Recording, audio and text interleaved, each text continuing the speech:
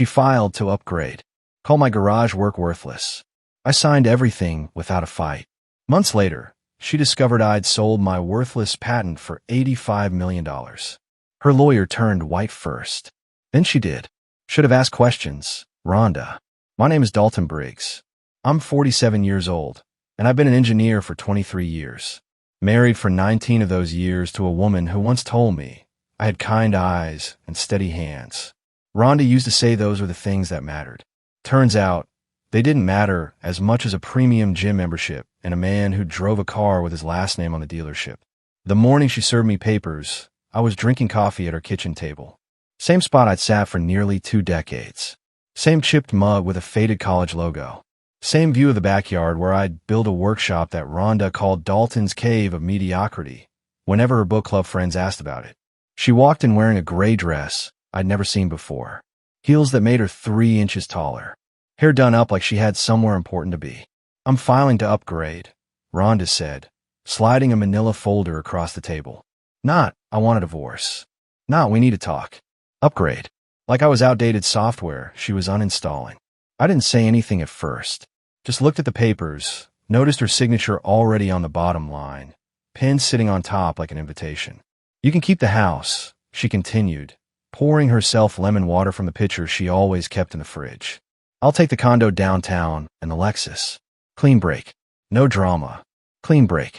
19 years, 3 miscarriages, and a shared life reduced to a transaction. Whatever you need, Rhonda, I said, picking up the pen. She blinked. I could tell I'd thrown her off script. She'd expected a fight, maybe tears, definitely questions.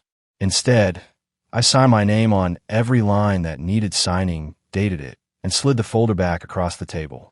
That's it, she asked. That's it, Dalton replied. She stood there for a moment longer, like she was waiting for me to break down. When I didn't, she picked up the folder, grabbed her purse, and walked toward the door. The dog, Murphy, followed her to the threshold. She didn't even glance down at him, just opened the door and left. Soft click. No slam. No final words. I sat there staring at my coffee. It had gone cold. That night, I found one of her wine glasses still in the dishwasher. Lipstick stain on the rim. Same shade she'd worn that morning. I thought about the receipts I found 6 months earlier. Charges at restaurants I'd never been to. Hotel rooms booked on weekends when she said she was at conferences. His name was Clayton Sutton. I never met him, but I knew enough. Investment advisor. Drove a Mercedes. Had a smile that sold trust funds and empty promises. I didn't confront her back then. Didn't scream or throw anything. I just went out to the workshop, closed the door, and got back to work on the one thing she never bothered to understand. The prototype sitting on my workbench. Compact, unassuming, revolutionary. She called it my retirement fantasy. Told her friends I was wasting time on something that would never matter. But the blueprints were finished.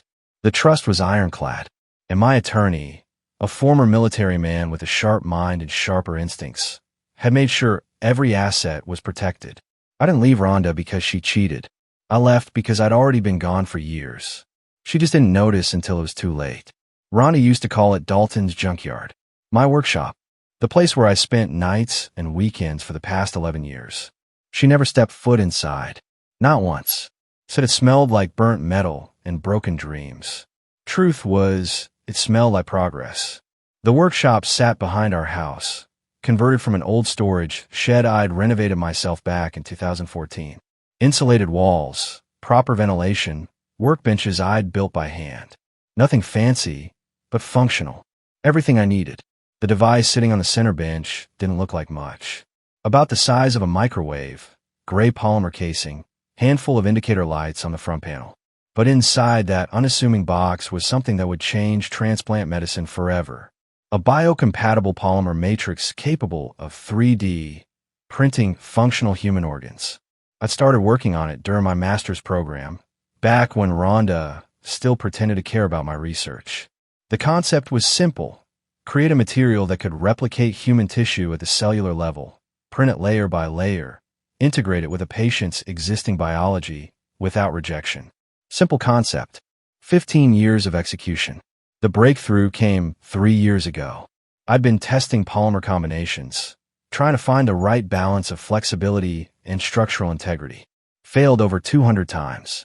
Rhonda was at a charity gala that night, probably already meeting Clayton for the first time, while I was in the workshop running tests on batch 247. It worked. The sample tissue integrated with the control cells. No rejection. No degradation. Perfect compatibility. I sat there staring at the microscope screen for an hour, not believing what I was seeing. That's when I called my contact in Seattle, a guy named Vincent Aldridge. We'd met at a biomedical engineering conference years back, stayed in touch through emails. He ran a venture capital firm specializing in medical technology. Quiet guy, never pushy, just asked questions and listened. Vincent, I'd said when he answered, I need to talk to you about something. In person. When? Vincent had asked. Soon as possible. He flew out 2 weeks later. Looked at my data, examined the prototype, asked questions for 3 hours straight. Then he sat back, folded his hands, and said 5 words that changed everything. How much do you need? Over the next 3 years, Vincent funneled funding through a private trust. Nothing flashy. No press releases. Just steady investment in research, materials, testing. He believed in the work when nobody else did. Especially not Rhonda. She'd walk past the workshop with her wine glass, laughing on the phone with her sister. Dalton's still playing scientist, she'd say. Maybe one day he'll build something that actually matters. I never corrected her. Never told her about the patents I'd filed. Never mentioned the trust I'd set up in Nevada, separate from marital assets. Never explained that Vincent's firm had already lined up 3 major hospital networks interested in licensing the technology. Let her think I was wasting time. Meanwhile, I was building an empire she'd never see coming. The night she left, I stood in the workshop, hand resting on the prototype. Murphy sat at my feet, head tilted like he was trying to understand. She has no idea, buddy, Dalton said to the dog. Murphy's tail wagged once. I pulled out my phone, sent Vincent a text. Timeline just accelerated. She's gone. Let's move forward. His response came 30 seconds later. I'll make the calls. Get ready. I looked around the workshop. Years of work. Thousands of hours. A marriage that died while I was busy creating something that would save lives. Rhonda wanted an upgrade. She was about to find out what a real upgrade looked like. Kyle Brennan had been my friend for 12 years. We'd met at a medical device expo in Chicago back in 2013, bonded over terrible conference coffee, and shared frustrations about patent law. He was a consultant, specialized in intellectual property strategy for biotech startups. Smart guy. Always knew the right people to talk to. I trusted him with everything. Showed him my early prototypes, shared my research data, asked his advice on patent filings. He'd help me navigate the legal maze of protecting my polymer designs. What I didn't know was that Kyle had been feeding information to Rhonda for the past 8 months. I found out 3 days after she left. I'd installed security cameras in the workshop 6 months earlier, not because I didn't trust Rhonda, but because the equipment was worth a small fortune. Motion activated, cloud storage, the works. I was reviewing footage, looking for a misplaced calibration tool, when I saw it. Kyle entering the workshop at 2:17 p.m. on a Tuesday afternoon. I'd been at a meeting with a hospital administrator. Rhonda had let him in. The video showed Kyle photographing my workbench, my computer screen, my filing cabinet. Methodical. Professional. He spent 40 minutes documenting everything. I sat there watching the footage 3 times, making sure I wasn't misunderstanding what I was seeing. Then I checked the timestamps. Kyle had visited the workshop 7 times over the past 6 months. Always when I wasn't home. Always let in by Rhonda. I pulled up my email archive, searched for Kyle's name. Found a thread from 4 months ago where he'd asked detailed questions about my polymer composition. Questions that seemed innocent at the time. Now they look like reconnaissance. My phone rang. Vincent calling. We have a problem, Vincent said, his voice tight. Someone's been shopping your technology to competitors. Detailed specs. Recent test data.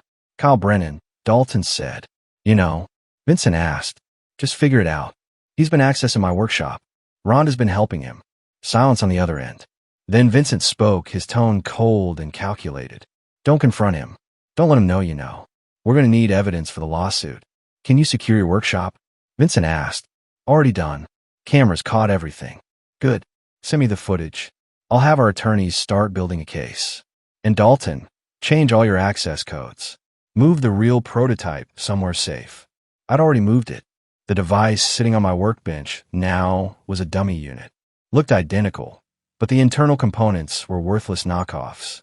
The real prototype was in a climate-controlled storage unit across town, registered under the trust name. Way ahead of you, I said. That's why we're going to win, Vincent replied. After we hung up, I sat in the workshop, staring at the dummy prototype. Kyle thought he was stealing cutting-edge technology. He was actually stealing garbage. But the betrayal still stung. 12 years of friendship, reduced to corporate espionage, and a woman who never loved me enough to protect what I'd built. I opened my laptop, drafted an email to Kyle, kept it friendly, casual, asked if he wanted to meet for coffee next week to discuss some exciting developments with the project. He responded within an hour. Absolutely. Looking forward to it. I smiled. So was I. The break-in happened on a Thursday night. I was at a medical conference in Phoenix, scheduled to present a paper on tissue integration protocols. Rhonda knew I'd be gone for 3 days. So did Kyle. The security system alerted me at 11:43 p.m. Motion detected in the workshop. Camera feed showed 2 figures in dark clothing, faces covered, using a crowbar on the side door. I watched from my hotel room as they moved through the space. One of them went straight for the workbench. The other started rifling through file cabinets. Professional. They knew exactly what they were looking for. The one at the workbench pulled out a hammer, raised it over the prototype. I didn't panic, just watched. The hammer came down. The casing shattered. Components scattered across the floor. The second intruder grabbed my laptop, unplugged my external hard drives, swept everything into a bag. They were in and out in 8 minutes. I called Vincent immediately. They just hit the workshop, Dalton said. The real prototype. Vincent asked, alert despite the late hour. Safe in storage. They destroyed the dummy. Perfect. Call the police. File a report. Make it look like you're devastated. I called 911, reported the break-in, flew home the next morning. 2 detectives met me at the house, took statements, photographed the damage, collected what little evidence the intruders had left behind. Any idea who might want to do this? The younger detective asked me. No idea, I said, playing the confused victim. I'm just an engineer. I don't have enemies. But I did have enemies. And I had video footage of exactly who they were. After the police left, I uploaded the security footage to an encrypted server, sent the link to Vincent and my attorney. The video was crystal clear. The intruders had taken off their masks inside the workshop, probably thinking the cameras weren't working. One of them was Kyle's younger brother, Derek. The other was a guy I didn't recognize, but Vincent's security team identified him within 2 hours. Former military, now working private security. His employment records showed recent payments from a shell company registered to Clayton Sutton. All the pieces fell into place. Rhonda had told Clayton about my work. Clayton had brought in Kyle. Kyle had recruited his brother and hired muscle to destroy the evidence. They thought they were protecting Clayton's investment, making sure I couldn't profit from technology that might threaten his financial position with Rhonda. What they'd actually done was commit multiple felonies on camera. Do we press charges now? I asked Vincent during our call that evening. Not yet, Vincent said. Let them think they won. Let them think you're broken. We're going to let this play out, and when the time's right, we'll bury all of them. I looked at the destroyed dummy prototype, pieces scattered across my workshop floor. I can wait, Dalton said. I know you can. That's why you're going to win. I spent the next 2 days cleaning up the workshop, making it look like I was trying to salvage the project. Posted a few vague, defeated-sounding updates on my personal blog about setbacks and challenges. Kyle called to offer his condolences. I heard about the break-in, man. That's terrible. Is there anything I can do to help? No, I said, keeping my voice flat. I think I'm done. The project's dead. Don't say that. You can rebuild. Maybe. I need some time to think. After he hung up, I texted Vincent. Hook, line, and sinker. His response. Now we wait for them to celebrate. 3 weeks after the break-in, Vincent called with news. Biomedical Solutions wants to meet, Vincent said. They've been following your patent filings. They're interested in acquiring the technology outright. How interested? Dalton asked. Very. They're sending their acquisition team next week. Be ready to negotiate. I'd heard of Biomedical Solutions. Major player in the organ transplant field. Contracts with hospitals across the country. Revenue in the billions. If they wanted my technology, it meant I'd built something truly valuable. The meeting took place in a conference room at Vincent's office in Seattle. Floor-to-ceiling windows overlooking Puget Sound. 3 executives in expensive suits sitting across from me and Vincent. The lead negotiator, a woman named Patricia Reynolds, opened a leather portfolio and got straight to business. Mr. Briggs, your biocompatible polymer represents a genuine breakthrough in transplant medicine. We've reviewed your patents, examined your test data, consulted with our medical advisors. We'd like to acquire full rights to the technology. I'm listening, I said. Patricia slid a document across the table. Our initial offer. Exclusive licensing with acquisition option or direct purchase. Both options include performance bonuses tied to successful implementation. I picked up the document, scanned the numbers. The acquisition price sat at the bottom of page 3. $85 million. Plus royalties. Plus performance incentives that could push it over $100 million. I kept my face neutral. Didn't smile, didn't react. Just set the document down and looked at Patricia. What's your timeline for implementation? Dalton asked her. 18 months for FDA approval process, assuming your test data holds up. Another 6 months for production setup. We'd want you on retainer as a technical consultant through the first phase.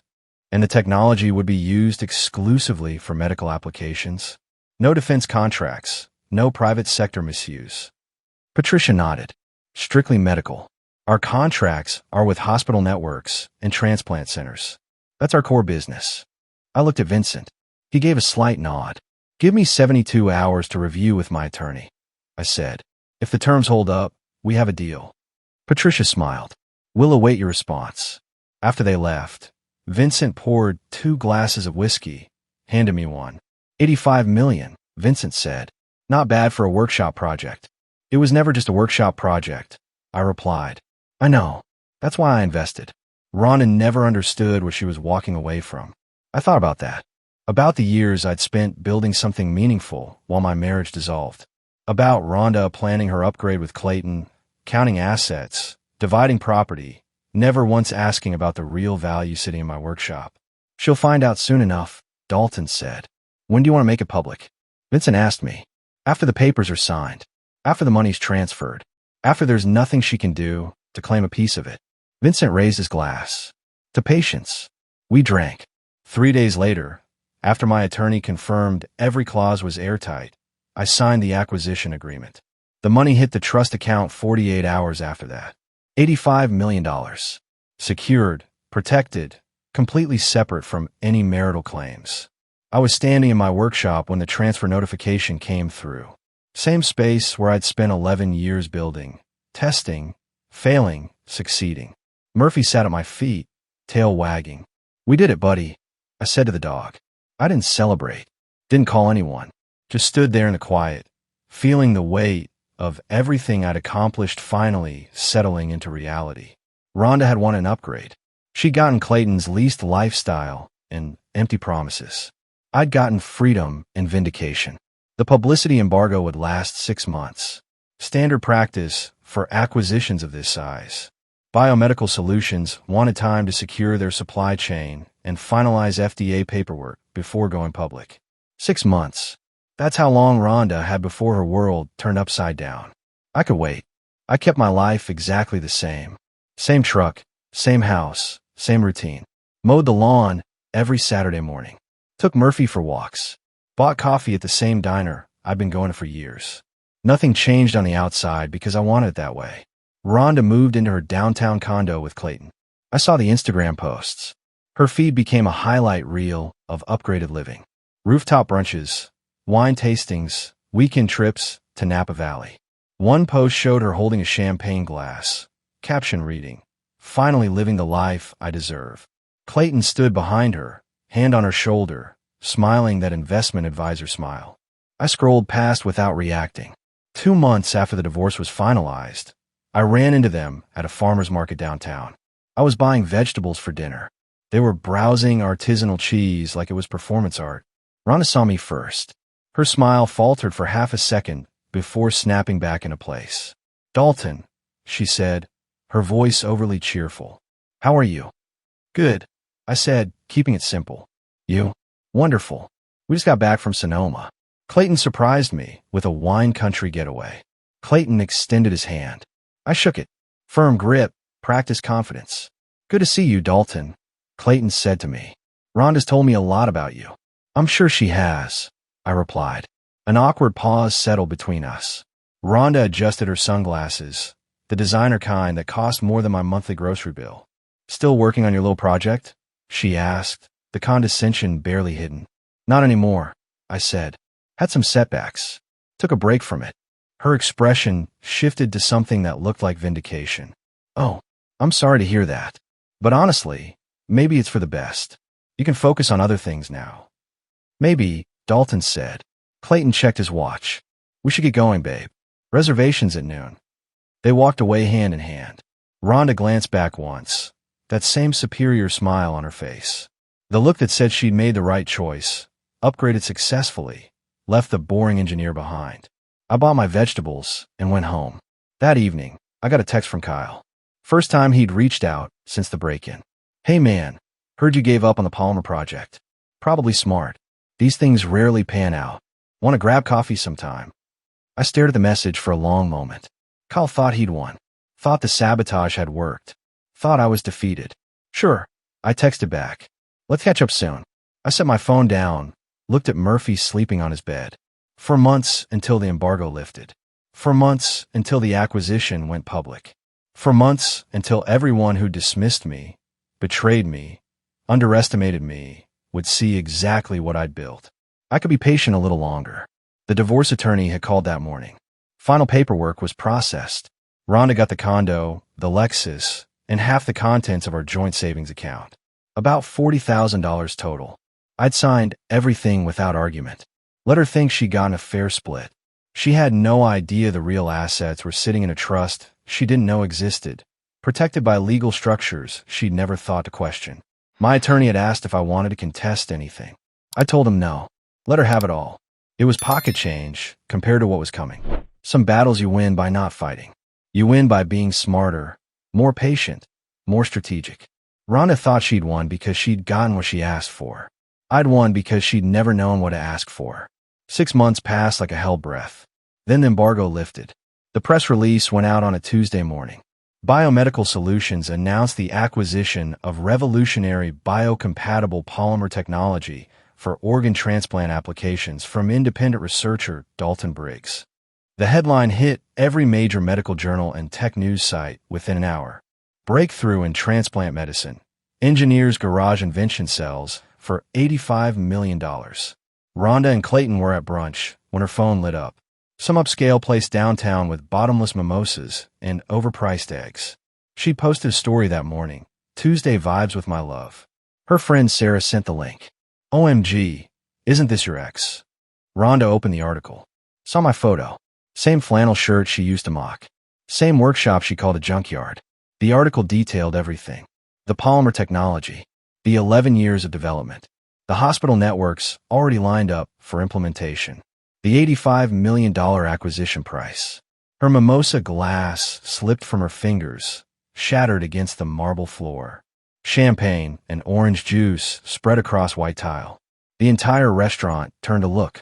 Clayton leaned forward, reading over her shoulder. His face went pale. Wait, Clayton said to her. That's your ex-husband? The guy with the garage. Rhonda couldn't speak. Just stared at the screen, scrolling through the article, seeing the numbers repeat themselves. $85 million. The article included a quote from me. This technology represents years of patient work and dedication. I'm grateful to everyone who believed in this project when others dismissed it. Others dismissed it. She knew that was aimed at her. Clayton kept reading, his voice rising with each word. It says here he held the patent in a private trust. That means, Rhonda, that means this happened during your marriage, and you didn't get any of it. She finally looked up at him, her eyes wide, unfocused. He never said anything. Rhonda whispered. He signed everything. He agreed to everything. Because he already had $85 million protected. Clayton shouted, then caught himself, lowering his voice as people stared. How did you not know about this? I didn't. He never told me it was real. It was just wires and experiments. It wasn't supposed to actually work. Clayton sat back, running his hands through his hair. Your lawyer. Did your lawyer ask about intellectual property during the divorce? Rhonda's hand shook as she pulled up her lawyer's contact. Dialed. Robert answered on the third ring. Robert, did you see the news? Rhonda asked him, her voice breaking. I did, Robert said, his tone grim. We need to talk. Can you come to my office? Tell me now. Can we contest it?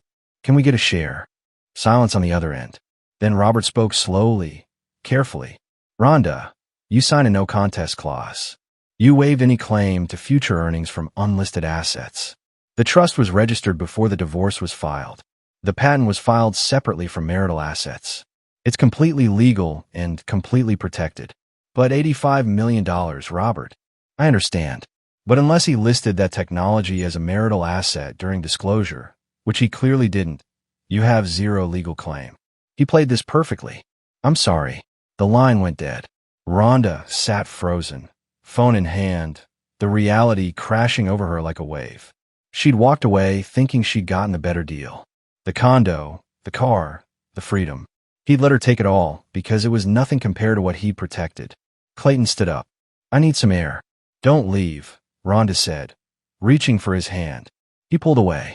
I need to think. This is a lot. He walked out of the restaurant without looking back. Rhonda sat alone at the table, surrounded by broken glass and spilled champagne, while the other diners whispered and stared. Her phone buzzed. Another message from Sarah. Girl, you fumbled the bag so hard. She wanted to scream, wanted to cry, wanted to rewind 6 months and ask one simple question. But it was too late. By that evening, the story had gone viral. Local news picked it up. Business journals ran features. Someone on Reddit started a thread titled Woman Divorces Engineer Husband. Finds out later he sold patent for $85 million. The thread had 18,000 upvotes. Rhonda's Instagram became a battlefield. Comments flooded in under her recent posts. Bet you regret that upgrade now. He's probably laughing all the way to the bank. Imagine leaving a genius for a finance bro. She deleted the comments. Then more came. She turned off commenting entirely. Then the messages started. Old friends, distant relatives, people she barely knew, all reaching out with the same fake concern that barely masked their schadenfreude. Hey, saw the news about Dalton. That's crazy. How are you doing? She didn't respond to any of them. Clayton texted around midnight. Need some space to process this. Staying at my place tonight. That was 3 nights ago. He hadn't come back. Kyle called me the day after the news broke. His voice was tight, nervous. Dalton, man, I just saw the news. Congratulations. That's incredible. I had no idea you were that close to a breakthrough, Kyle said to me. Thanks, Kyle, I said, keeping my tone neutral. It all came together. Listen, about that break-in at your workshop, do the police have any leads? Because if someone was trying to steal your technology, that's serious. Actually, they do have leads, I said. Very clear leads. Silence on the other end. The security footage was pretty comprehensive, I continued. Showed everything. Who came in, what they took, who they were working for. My attorney's been building a case. I could hear Kyle breathing, trying to figure out what I knew. That's good, Kyle finally said. Justice, right? Exactly. Justice. Kyle, I should go. Got a lot of calls to return. Sure, yeah, of course. Congratulations again. After I hung up, Vincent called. How's it feel? Vincent asked me. Quiet, I said. Surprisingly quiet. The lawyers are ready when you are. We have enough evidence to prosecute Kyle, his brother, and anyone else involved in the break-in and corporate espionage. Not yet, Dalton said. Let them sweat a little longer. And Rhonda. I looked out the window. Same view I'd had for years. Same house, same street, same life. Everything the same except now I had $85 million and complete freedom. Rhonda made her choice, I said. She's living with it. That night, I took Murphy for a walk around the neighborhood. Same route we'd been taking for years. Past Rhonda's old friend, Janet, watering her garden. She waved me over. Dalton, I saw the news. That's amazing. Janet said to me, genuine happiness in her voice. Thanks, Janet. I always knew you were working on something special. Rhonda used to complain about you spending so much time in that workshop, but I told her, let the man work. Guess I was right. I smiled. Guess so. She must be kicking herself now. Janet continued. unable to help herself. I wouldn't know. We don't talk. Well, good for you. You deserve this. You really do. I walk home feeling lighter than I had in years. Not because of the money, because I'd proven something to myself. That patience, dedication, and quiet confidence could triumph over dismissiveness and betrayal. My phone buzzed. Message from an unknown number. Dalton, it's Rhonda. Can we talk? Please. Just 5 minutes. I stared at the message for a long moment. Then I deleted it without responding. 2 weeks after the news broke, Vincent and I met with federal prosecutors. We laid out everything. The security footage of Kyle and his brother breaking into my workshop. The documentation of stolen intellectual property. The financial trail connecting the sabotage to Clayton Sutton's shell companies. The prosecutor, a sharp woman named Diana Chun, reviewed the evidence with clinical precision. This is solid, Diana said to us. Corporate espionage, breaking and entering, destruction of property, conspiracy. We can make all of this stick. What's the timeline? Vincent asked her. Arraignments within 30 days. Trial probably 6 months out. But honestly, with this evidence, I'd be surprised if they don't take a plea deal. 3 weeks later, Kyle was arrested at his office. His brother Derek got picked up the same afternoon. The contractor Clayton had hired turned himself in after his attorney saw the evidence. The news made local headlines. Corporate espionage case linked to $85 million patent theft attempt. Kyle's attorney reached out within 48 hours, requesting a meeting to discuss terms. I let Vincent handle it. He called me afterward. Kyle wants to settle, Vincent said. Avoid trial. Make restitution. Accept probation. What did you tell him? Dalton asked. I told him we consider it if he provided testimony against everyone else involved, including Clayton's role in financing the operation. And he agreed. He's going to cooperate fully. Clayton was arrested a week later, charged as an accessory to corporate espionage and conspiracy. His investment firm immediately suspended him pending investigation. Rhonda's social media went completely dark after that. No posts, no stories, no comments. She'd gone underground. I didn't feel victorious watching it all unfold. Just tired. Tired of the betrayal. Tired of the legal process. Tired of thinking about people who tried to destroy what I'd built. But I saw it through. Testified when needed. Provided documentation when requested. Made sure everyone involved faced consequences. The day Kyle's plea deal was finalized, I was in my workshop, packing equipment. I decided to sell the house, move somewhere new, start fresh. Murphy watched me from his bed, head tilted. Time for a change, buddy, I said to the dog. My phone buzzed. Message from Vincent. It's done. Kyle gets 3 years probation, community service, and permanent record. His brother gets 18 months. Clayton's trial is set for next spring, but his attorney's already talking plea. I typed back. Good. Thanks for everything. Thank you for trusting me. Where are you headed next? I looked around the workshop one last time. This space had been my sanctuary, my laboratory, my escape, but it was also a reminder of everything I'd lost while building something great. Somewhere quiet, I replied. Somewhere with an ocean view. 18 months later, I was sitting on the deck of a small house overlooking the Pacific. Not some mansion in Malibu, just a clean, weathered cottage in Oregon with a view that stretched to the horizon. Murphy lay at my feet, gray around his muzzle now, but content. The air smelled like salt and cedar. Coffee tasted better here. Life moved slower. Biomedical Solutions had successfully completed their first clinical trials. My polymer technology was saving lives. Real people getting real organs that their bodies didn't reject. The royalty checks came in quarterly. More money than I'd ever spent.